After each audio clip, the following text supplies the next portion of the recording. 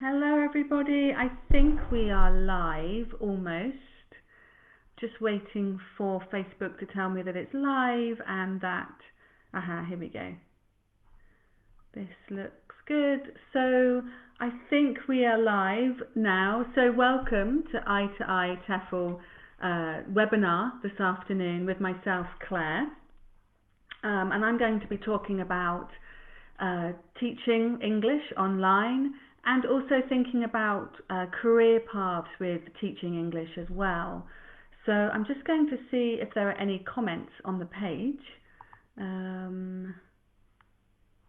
So if you can comment in the chat box, please do so. Do say hello and perhaps say where you are as well, your location. It'd be lovely to see where everybody. Oh wow, we've got Cape Town already. Hi Wendy, Kiara, Deborah, Laurie, Damien, Lynette, Wendy. Please say where you're watching from because it'd be lovely to know your location and just to see today how international we are. Nazreen, hi. Leona, Emmy, hi.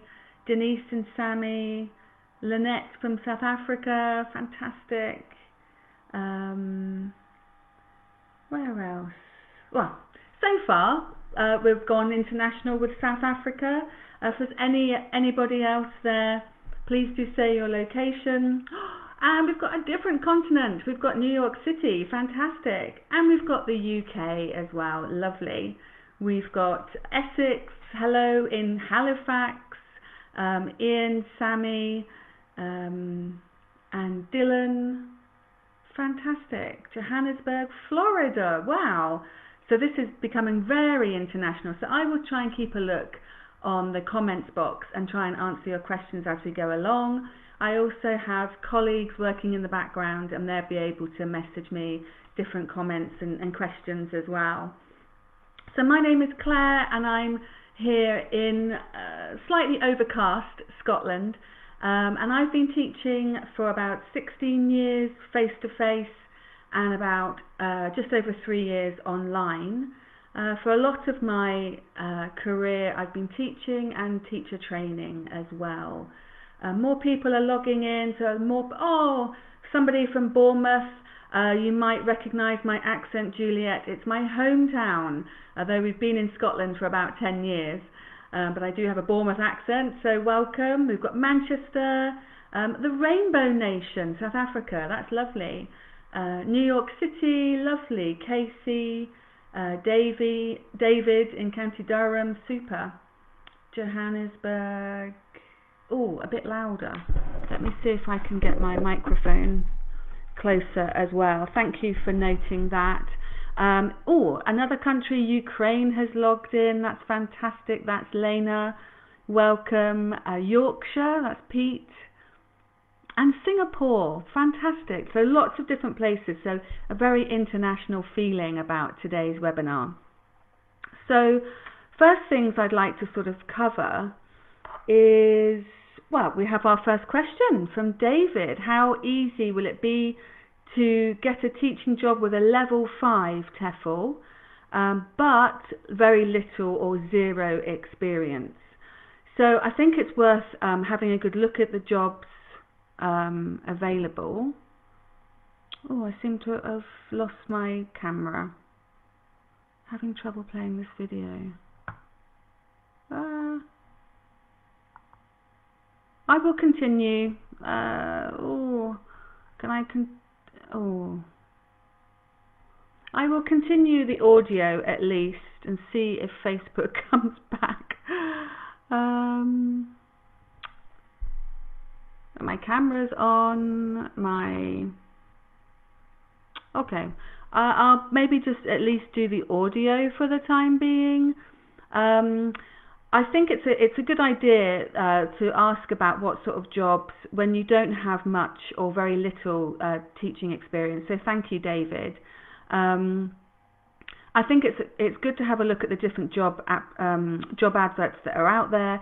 Our sister website, lovetefljobs.com, has a good selection. I was actually looking there this morning, and there were plenty of there, especially face-to-face teaching.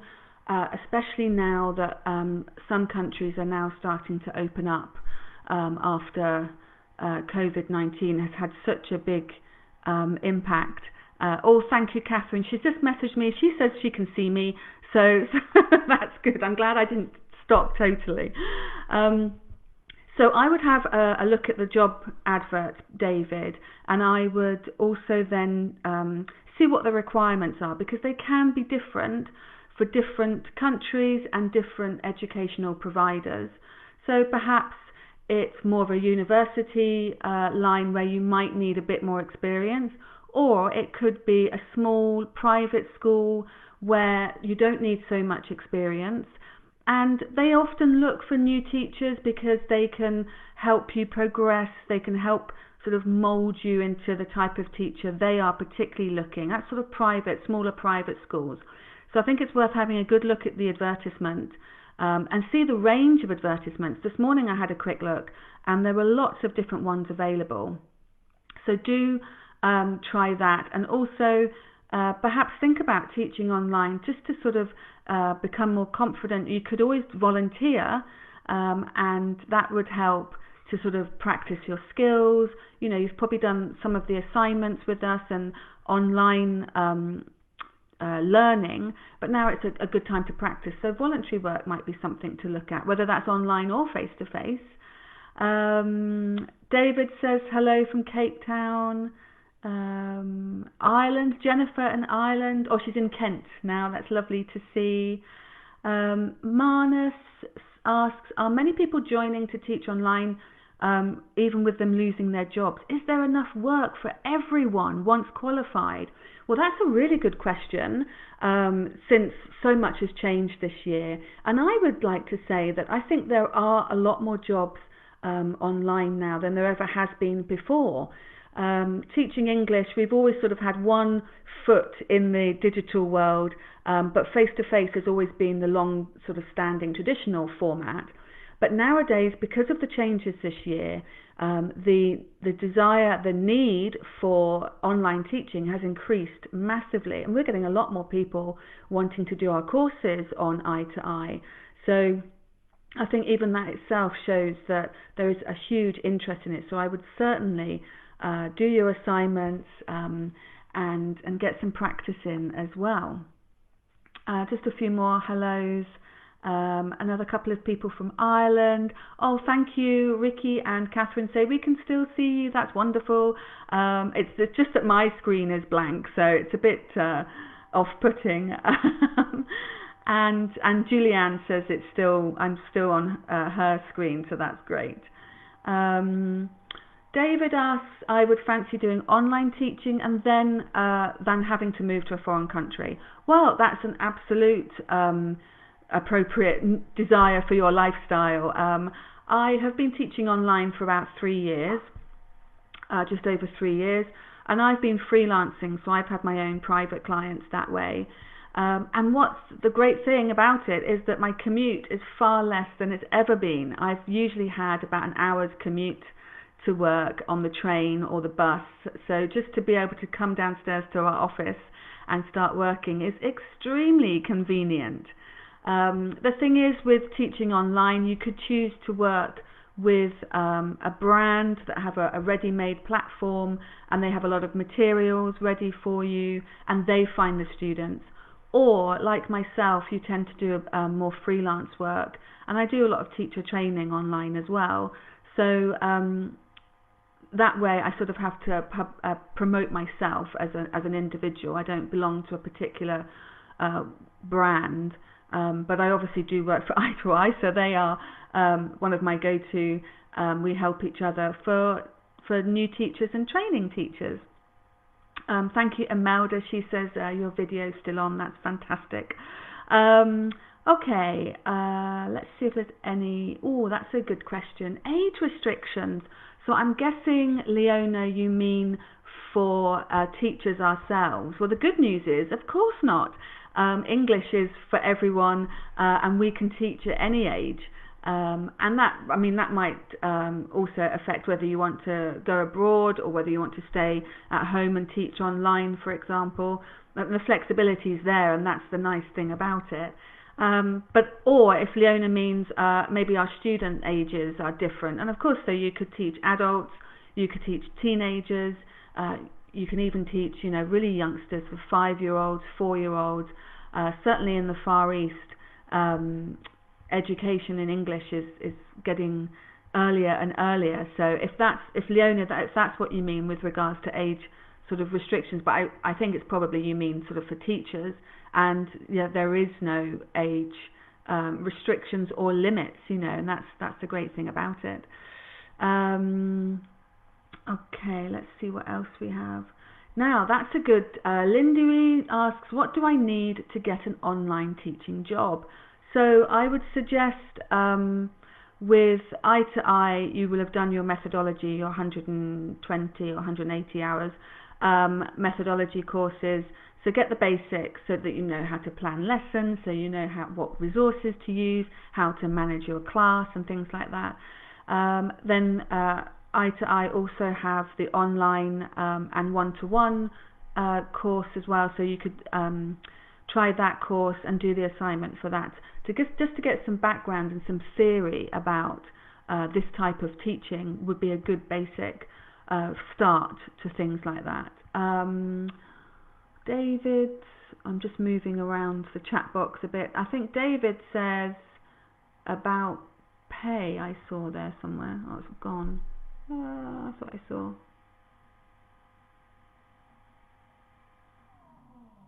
Okay.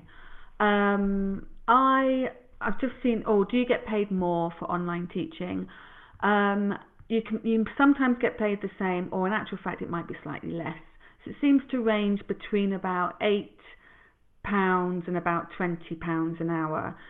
It depends whether you freelance and set your own prices, or whether you work for a brand and a platform that often has everything ready-made for you, but the actual teaching rates might be a bit lower because they have done so much for you. It's a good question, but you tend to get paid a bit more face-to-face. But if you're freelancing and you're setting your own fees, then I would recommend having a look at what else is around, what other people are charging, just to give you a better or more realistic idea of prices that you can charge.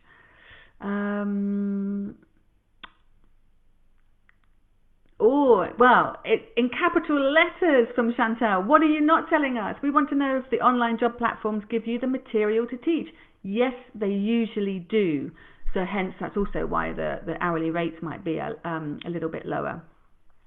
But what they'll do is they'll have everything ready for you. They have sort of a package that they market and they promise their clients. So they've always got lots of things for you to follow. Also depending who their clients are, whether they're adults or children. So they'll have everything set up for you. And you can, of course, you can have a good look at it before you teach and get to know those materials really well, which will give you a bit more confidence and things as well. So that's a good question. I did see that somebody asked about a CV, and I see that my colleagues have also answered you. But yes, I would definitely make your CV readily available to show employers. What you can do is, it may be, if you're like me, I actually had a banking background before I started teaching, but a lot of the skills that you use in other industries and other jobs also apply to teaching, with things like communication and time management and things like that. So if you're all on your CV, that's a good starting point. If you don't have at the moment so much experience, then make sure everything's on your CV. That's your document that sells your skills and what you can do. Something else to remember is, don't forget to add in the types of assignments that you've done from itoI, for example, or if you've had any similar experience, perhaps you've done training with staff, or something where you've had to sort of make a present something or deliver a presentation. All those sort of things, add those to your CV, because they all build up a picture of how you work. And don't forget, to mention the assignments that you've completed, maybe the levels that you've planned for, or the materials that you've designed, or materials you've used. Add those all into the into your CV document, so that it just sort of, it's their first impression of you, so you want to add as much as possible for your future role. Right, I'm just going to have a quick look at the chat box, see if there's anything I haven't covered yet. Well, somebody's saying about if you don't have teaching experience, make sure you've got all those transferable skills. Make sure you mention the assignments that you've done, so that they can see how you think and your planning skills and stuff. And say also how you found the course, and what you enjoyed about it, just to give a bit of background of perhaps your teaching preferences, for example. Nilly has asked about teaching online, and I saw it, then it's gone, the message has disappeared. But teaching online, and how do you get students? Well, if you freelance, of course you need to recruit those students yourself. So you may find social media is one of the best ways to get your message out there. You may want to make a website. You could do some demo videos of how you teach to show prospective clients your sort of your methods and things. You could do some free lessons, some tasters, or you could offer 15 minutes free consultation before you actually start teaching. If for one-to-ones, you need to make sure that you can work together as well. And some other things you could do are social media, such as, of course, Facebook. LinkedIn is always a good one to demonstrate, show what you can do. Perhaps Twitter, Snapchat. There's sort of lesser ones as well. I would probably say Facebook is one of the. I'm on there, and that's where I kind of do get quite a lot of work. Okay. Well, David, that's a good question. I think a lot of us will be going for the same teaching positions. How do you make yourself stand out? Well, I just mentioned a few minutes ago, what about doing a video? And you can present something, you could present a piece of target language, or you could present something like vocabulary or a teaching methodology. It only needs to be 5 or 6 minutes.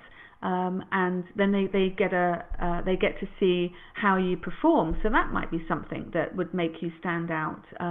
Digital tools are so useful these days.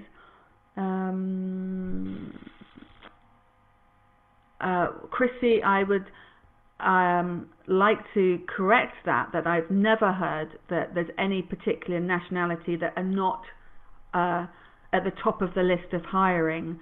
That also makes me think to remind you not to try and correct your accent or anything like that. When you're in the classroom, when you're online, you are the resource for the best English available. So don't sort of correct your own accent or anything like that. And as far as I know, and the way that I've conducted my recruitment in the past, is everybody's on an even playing field, and there's no no discrimination in regards to nationality and accent and things. So just bear that in mind.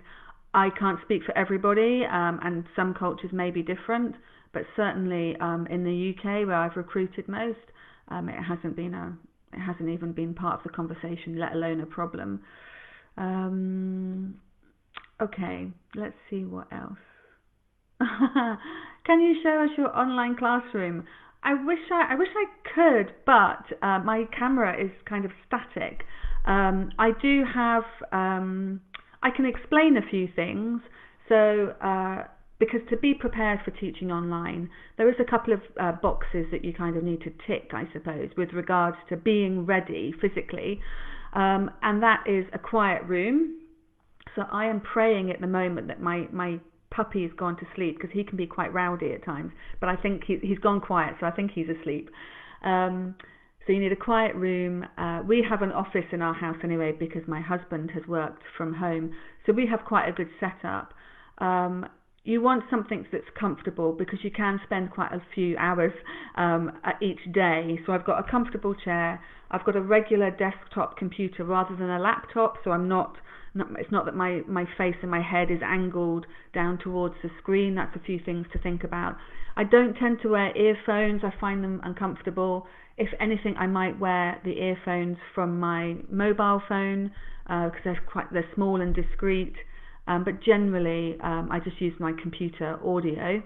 But I do have, I think it's called a snowball microphone, which is more like a professional microphone, so that I know that my students can hear me. Although somebody said earlier I was a bit faint, but I'm hoping that the sound is a bit better now.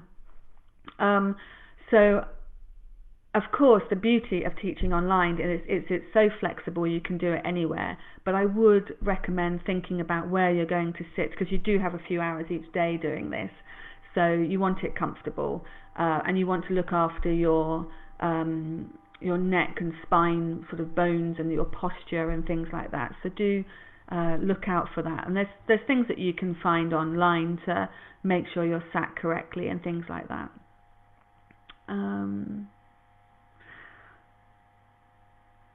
Right. How do you feel about working for more than one agency? Yeah, let's have a think about that. So personally, in the past, I've worked for a couple of different agencies. I think it's good to have, it's almost like your own portfolio. It does protect you slightly when, for example, some might pay weekly, some might pay fortnightly or monthly, some in my home currency, pound sterling, some in dollars, so I've got to go through PayPal and I need to transfer. So you want maybe a bit of a portfolio, a spread, so that you're not relying only on one company. You might get paid different times throughout the month, and that always helps, doesn't it, with paying the bills.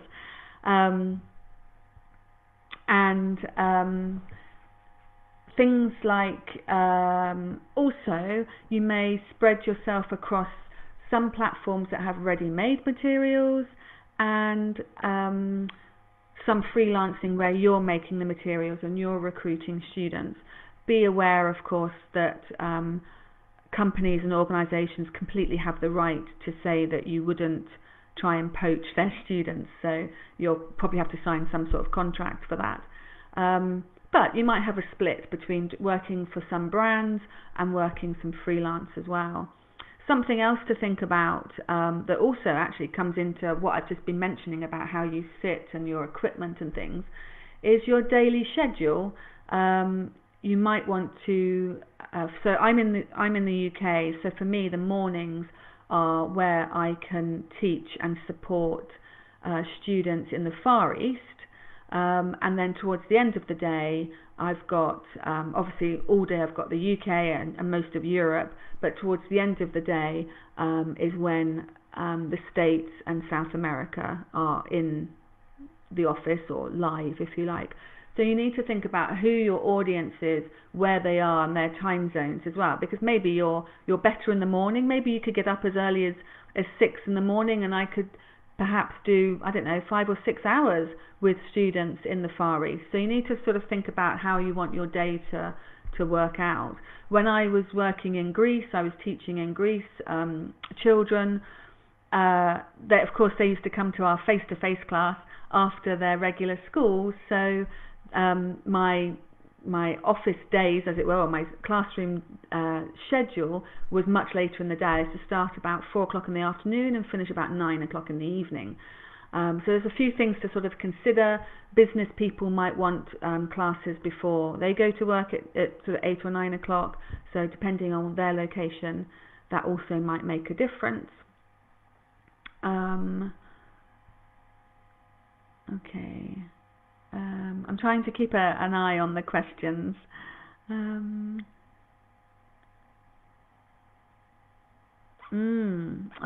Okay, Isabel, and I was going to come back to interviews. So Isabel's asking, she has an interview on Friday, so I wish you the best of luck for that. You haven't said if it's face-to-face or online. I suspect the interview will be online, but the job I'm not so sure. So what you need to do is read the advertisement really carefully and see what they want. Okay, so that's one thing, what you're signing up for. And of course the other side, and more Isabel's question, is, you know, how can I be successful in this interview? So I would think about, if you're new to teaching, they may ask you for examples, but you could quote some of your studying, some of the assignments you've completed and the lesson plans. Think about the levels that you've planned for, the resources that you've used, and of course if you've made your own resources, totally sell those, you know, showcase those, because it's always nice that if teachers do design their own materials, it means it's really personal and things. But there's nothing wrong with using course books and websites and things as well. We don't always have time to invent the wheel. So you need to, as I said a while back about CVs, sell or make sure you mention all your transferable skills, perhaps from previous work and previous career, and how they apply to teaching. And mention anything that you've really enjoyed, or you've been marked with quite a high grade perhaps with your studying, so that you're selling all the best points about you, even if you haven't done much teaching already. If you've volunteered, of course mention that, volunteered teaching, or perhaps voluntary in another capacity. Be prepared for possible some sort of teaching questions.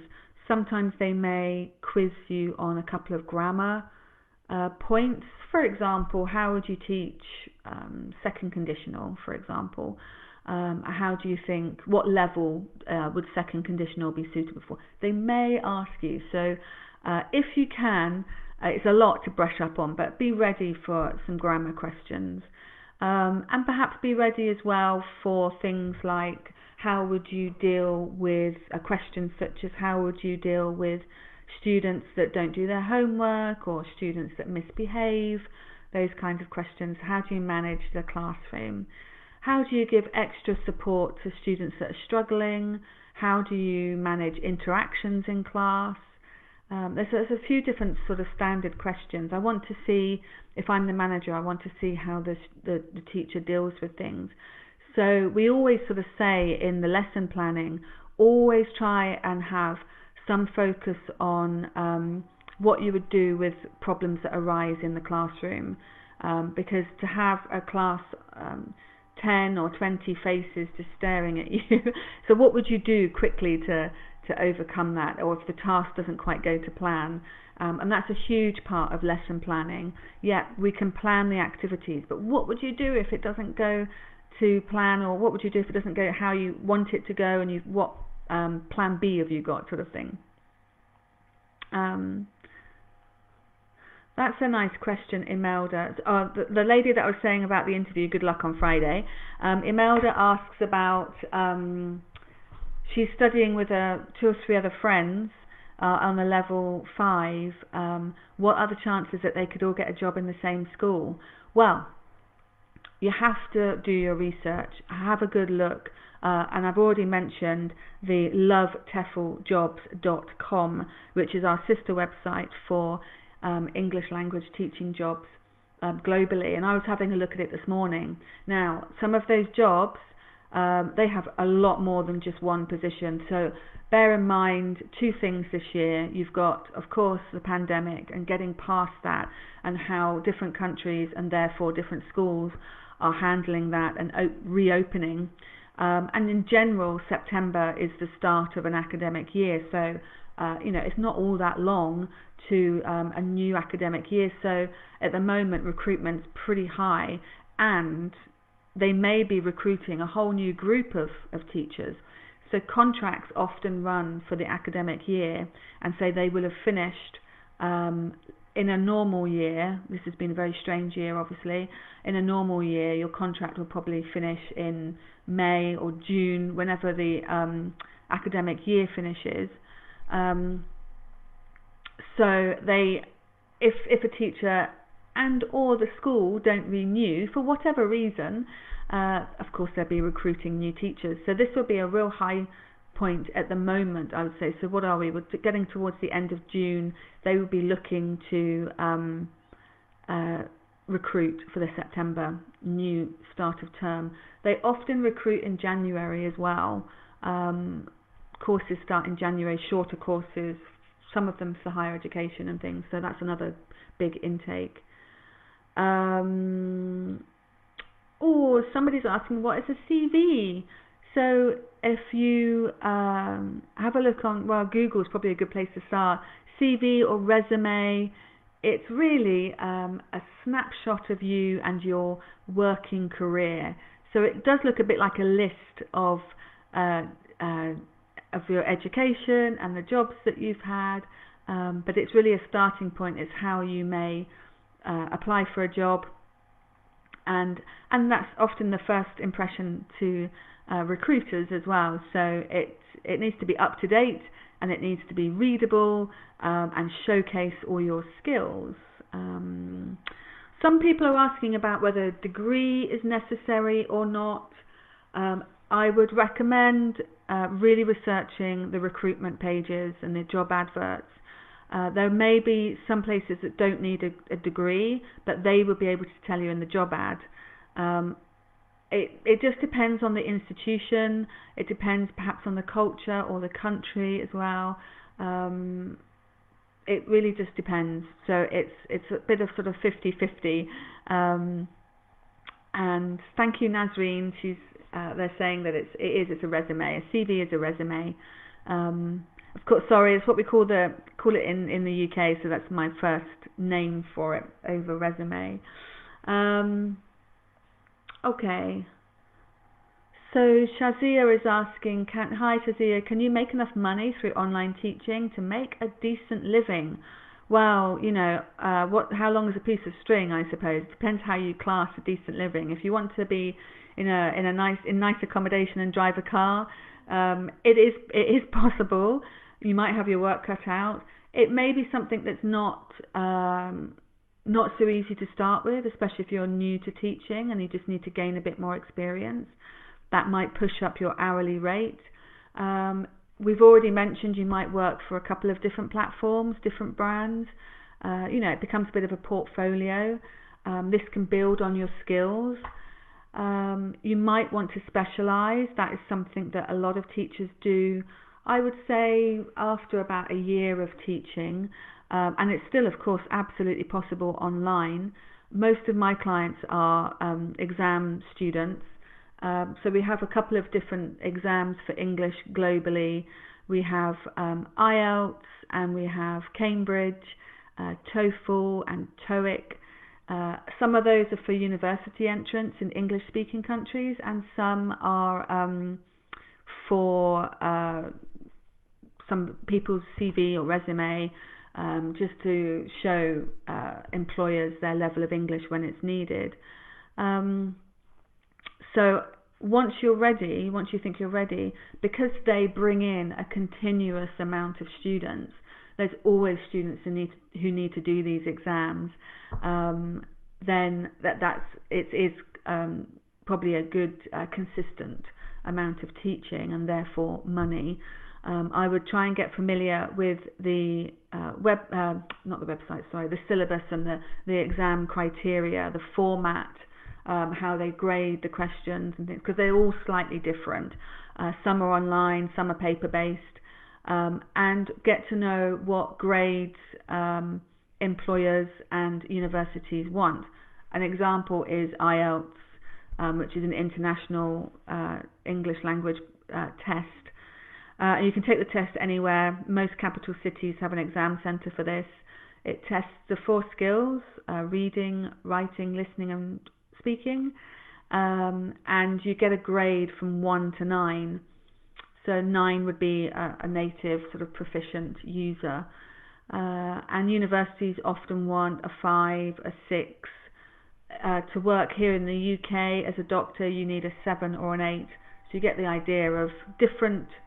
There are different requirements for different purposes, depending whether it's sort of study or jobs or visas and things like that. There's a couple of questions about degrees.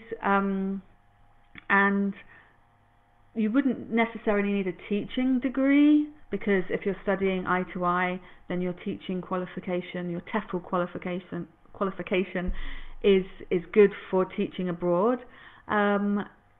As I've already said, you may need a regular degree, a bachelor's, to demonstrate your level of education, but there are jobs out there that don't require a degree. It may be something that you look at once you start teaching and you want to study a bit more, you want to develop your teaching, your theory. I went on and did my master's 11 years after starting teaching. I thought, I'd like to do a master's in this, and completed my master's in education with linguistics, applied linguistics. So there's always things that you can build on with your skills. That's a good question. Joy, hello Joy, she asks, what's the best tip to, I see a question and then it kind of disappears out of the box, but she said a good tip about connecting with your online students. So more recently I've used Zoom more extensively, and Zoom has polls, so you can ask questions like what's your favorite color or something, and you can use breakout rooms, so I can split the students up so that they're in groups to do speaking practice, but I can jump into the breakout room to see that they're practicing the English that I want them to practice, but I can just sort of see their level or connect with them some way. And you can also use the chat box and things as well. So there are ways online, despite the geographical distance sometimes, to connect. I've quite liked it because most of my career has been face-to-face, but teaching online, especially because I've been teaching one-to-ones mostly, I then have a direct picture, a direct view of my student at home, whereas of course in the classroom there could be 12 or 15 students all together face-to-face, and I don't know their sort of the private student, so it is quite a unique experience teaching online, and that's why I like it, in the sense that I'm getting to know them a lot more personally than I would do perhaps face-to-face in a group setting. Juliet has a brilliant question. She's been tutoring some young boys in other subjects. Should she add that to her CV or resume? Absolutely. Because it's all the same type of skills of teaching and supporting students, whether it's one-to-one or in a group. As I said earlier, if you've done training, perhaps you've done staff training at your place of work, put that on your CV. It's very similar to teaching. You're managing a class, you're doing presentations, and maybe you're making or you're certainly using different materials and things.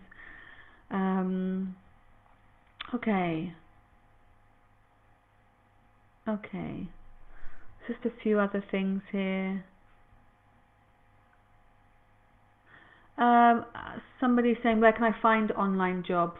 So I said earlier that I looked at our our sister website, lovetefljobs.com, and that had lots of adverts on this morning for face-to-face provision and online, so that's certainly one of the first places to look. There are a few other job websites as well, but I'm sure actually even if you just Google, you will find those websites. But I would definitely start with the I2I, because that has a lot of jobs on there already. I was having a good look this morning. I was having a good look to sort of see what currently organisations are asking for and things like that. And what I did appreciate is the variety. There's lots of different things, whether you wanted to teach children, whether you wanted to teach business English, or whether you wanted to teach more university level. And I was looking mostly, it is mostly Far East, the section I was looking in. But there was also Spain, I think, cropped up, and Italy as well. So there are other countries too. When is the best time to apply for an online English teaching job? I'm guessing you mean what time of the year, But I would get looking as soon as you are getting towards the end of your itoI course. Get ready to get out there and get teaching online. Generally, you need to find the job advert to apply rather than speculative applications for this kind of work. But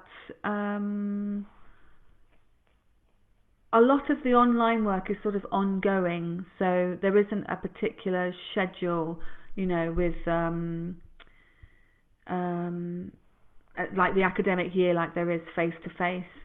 So as soon as you're getting towards the end of completing your itoI course, I would start looking. That's what I did. I was looking where to find jobs before I started studying, because at the end of the day, a lot of us, if not all of us, are looking for the work once you're qualified. Lauren, hi Lauren, she asked, are there any periods in the year where there's no work available? Well, the nice thing about what we do is, in a way, kind of know, even, so for example, a lot of Western Europe and the West close for Christmas, but the East doesn't, for example. Or for the summer period,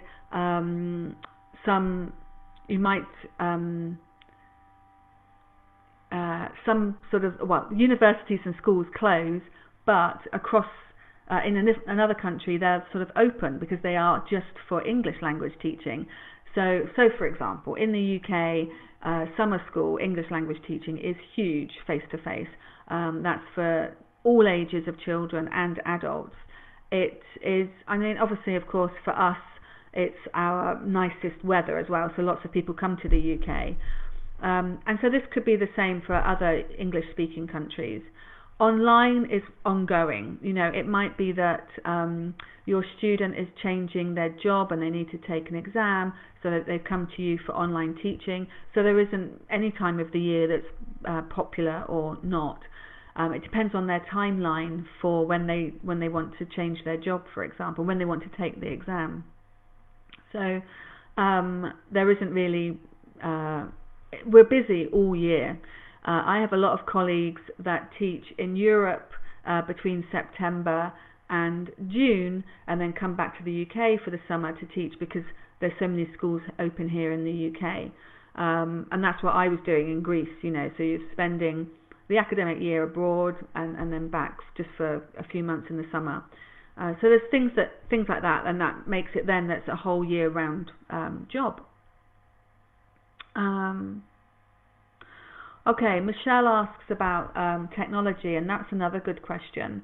So there's a couple of different platforms that you could use to teach online. You could use Skype, which is very, very simple, but quite restricted because you don't really have any teaching tools. Or you could use Google Hangouts. Again, it's all right. It's widely used, but it's not widely used for teaching so much. I would say that most of us are using Zoom, and I have used Zoom for 3 or 4 years for online teaching, and it's pretty simple. What you can do, if you make an account, you can set a meeting. You can set a meeting for in an hour's time, and you can go into that meeting even if you're on your own, which I know sounds a bit sad. I did this the other day because I was looking for something. But you can try all the functions in Zoom on your own. Nobody can see. Nobody can see if you don't do it quite right or anything. So I'd recommend that, and having a play with sharing your screen and using the whiteboard and the annotate buttons, using the breakout rooms, and using the chat box. So it's a bit lonely, but I'd recommend it because then you'll understand a bit more about all the functions of Zoom. Because it's obviously like a corporate sort of meeting digital platform, it means things like screen sharing and everything's there. If you were, I don't know, a bank in the UK and you're making a presentation to a bank in New York, Zoom would be really useful because you can show your PowerPoint slides and things. So it makes teaching, it's the same idea, it's presenting, so it makes teaching very easy as well. And the breakout rooms are really useful for students to get speaking practice and share ideas. and they can be absolutely private. The teacher doesn't need to go in there, or I can if I want to just monitor what they're doing. So it works really, really well for teaching English or teaching online. Okay, so I'd recommend having a look at that and getting used to that. Right, I'm just checking other messages.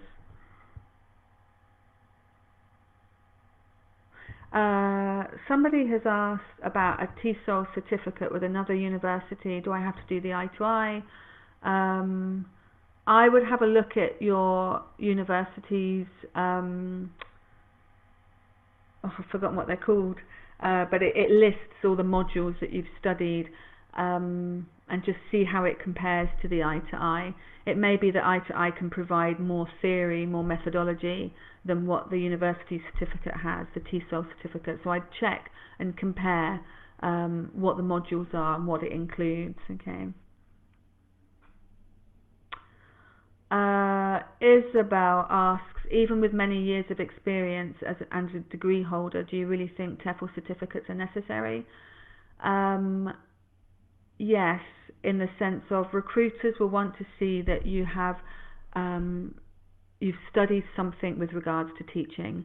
A long time ago, way before I was teaching, a long time ago, you could teach English anywhere to anyone with very, very little. But now recruiters recognise that having some basic grounding, some studies about teaching, possibly, not always, a degree level of education is not always necessary. That these things are, I suppose, a sort of a healthy attitude to your teaching. It just shows that you've gone to the trouble to study this. You know a bit more about the methodology. You know how to conduct a class, and you can apply what you've learned. So I think it is a recommended route to take. There's no way I could have taught a class or a class of kids in Greece without having studied it a little bit. I can hear my dog going a bit crazy. So I think it's very well recommended, and recruiters do prefer it.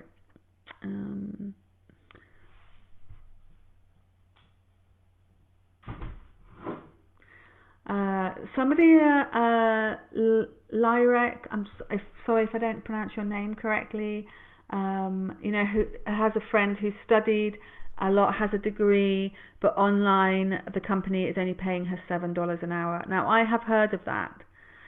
It's not completely unusual. I would double check whether it's $7 an hour, $7 a lesson. Online lessons are often a lot shorter, so they're often 30 minutes. Because of the sort of the fast pace of online communication, and sometimes they're sort of conversation-based lessons. Talking for more than half an hour can be quite draining if it's a one-to-one, for example. So it could be that although they're getting paid $7, it's for less time. I'm just sort of saying a possibility.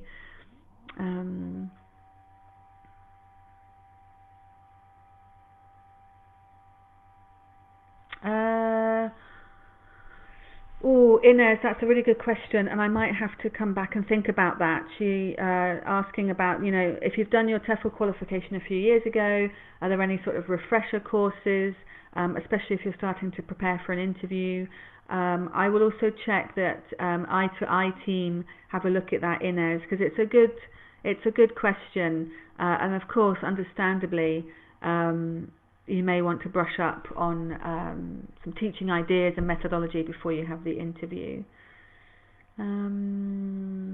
Okay, I'm just checking to see if there's anything I haven't really talked about. Obviously, I've come prepared, I've made some notes of what I wanted to cover. I think although it's been all different things, I have mentioned the things that I did want to say about equipment and about researching the job adverts as well. Research as thoroughly as possible. Have questions ready as well in your interview. I mentioned earlier about what you might want to know, sort of theory, or they might ask you grammar questions, but you should ask questions about things such as you might want to ask about the contract. How long is it for? Is it for an academic year or is it longer? How many hours per week are you teaching? That's contact hours. You don't really want to be teaching more than sort of 20, 25 contact hours, because outside of that you've got to prepare your lessons as well.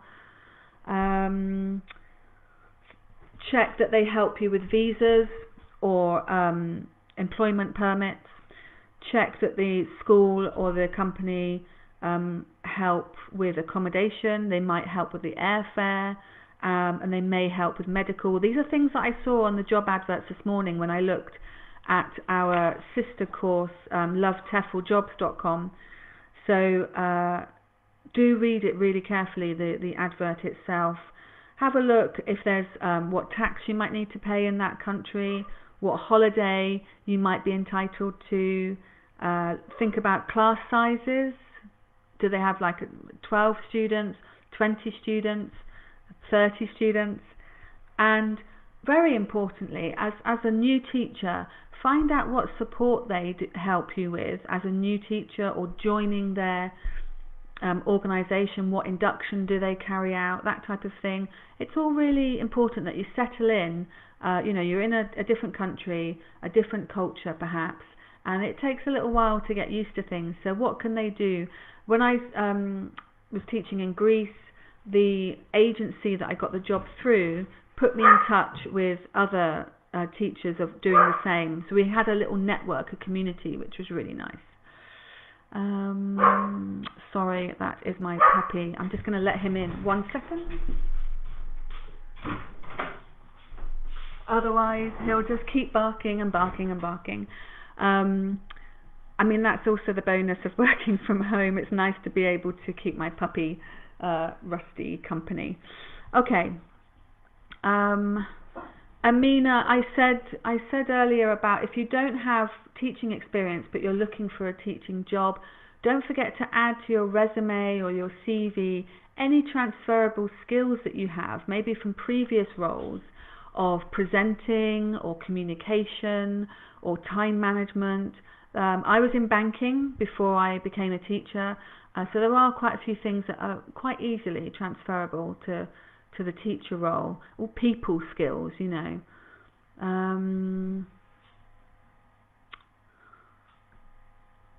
the I-to-I, somebody's asking, Yasmin is asking, hi Yasmin, the difference between I-to-I level 5 and the CELTA. So they are both a level 5. The I-to-I is the shorter sort of online course, whereas of course the CELTA is usually a 4, sometimes 5-week face-to-face intensive course. So it's more about the duration really, rather than the level. And that CELTA is accredited by an outside source. So there's a couple of different things, but I-to-I, I guess the level 5 has the beauty of it is you've got the flexibility in that you're doing it at home or online. So you might find that's more convenient for you.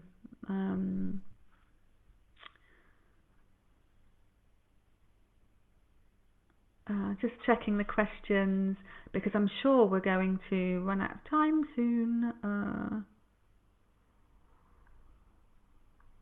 Who can I contact to do online teaching from home? Do you have names of companies? That's from Michelle. I would have a look at the jobs board. So remember I said about lovetefljobs.com. It doesn't roll off my head yet. lovetefljobs.com has lots of jobs on at the moment. So check out their job page, and you can contact those companies. Of course, you can start applying for those jobs once you're nearly near to completion. Let's have a look what else we've got here. Any other things that I've missed?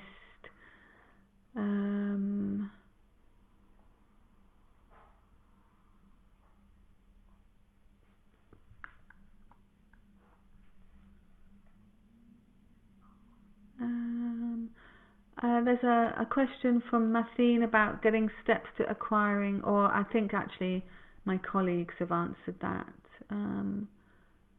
This is a really good question from Carol. Thanks, Carol. Is there more of a demand for teaching British English rather than American English?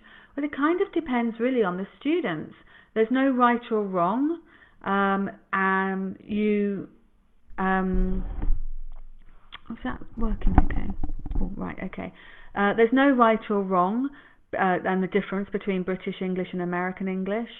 They do have slightly different grammar, sometimes different pronunciation, of course. So there are different resources out there as well from some of the big publishers. They'll have slightly different books. But it really just comes down to the different cultures or nationalities and the schools and what syllabus they plan to use if it's a face-to-face provision. Just because I'm from the UK, I would tend to go with British English, but it doesn't mean to say that American English is wrong or anything like that. I have taught some of the differences with the vocabulary before. It's come up in class, so we've gone through it because, of course, a lot of our movies and box sets, Netflix and things are American. So it is quite good sometimes to cover the differences.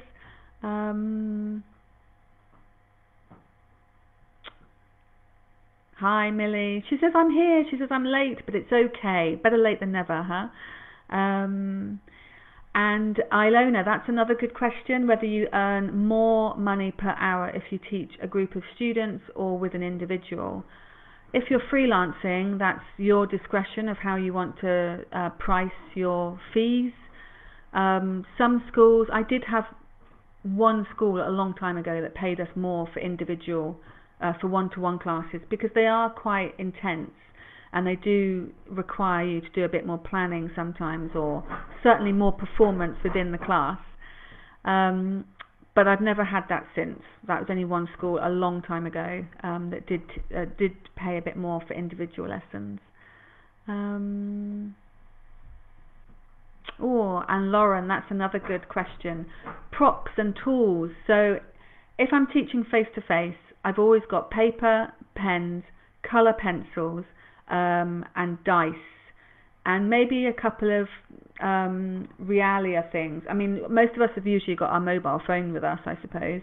I usually have money with me because sometimes that we might be using, I don't know, I might be teaching a lesson on money. I'd make sure that I've got my coins with me and maybe some foreign coins and different things to be engaging. So there are a few props, and I always had a soft, like a tennis ball or a cuddly toy that we could throw from person to person without harming anybody.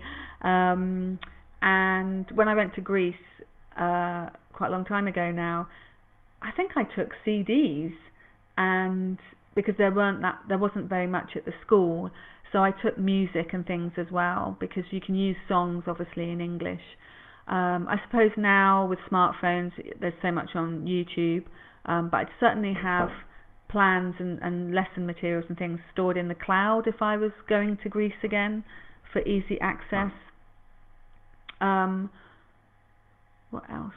Do we find the candidates to teach online? How does it work? So Dasyam, do we find the candidates to teach online? How does it work?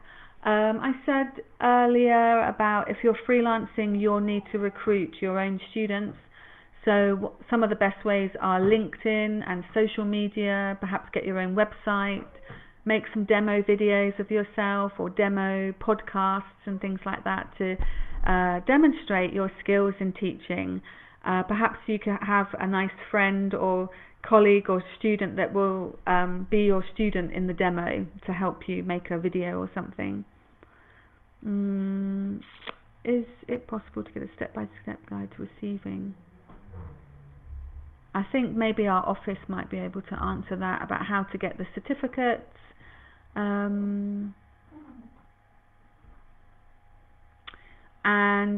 Sindiswa wants to clarify the issue of a teacher finding his or her own learners. So through social media and your own website, for example, if you are recruited by a school and you work for a school, of course they will do the recruitment and they will supply you with students and a class.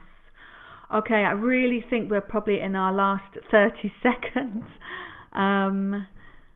It's been absolutely super duper to give you as much information as I possibly can. It seems like it's been such a short hour. I hope you've enjoyed it. Thank you so much for attending. Thank you so much for all your questions.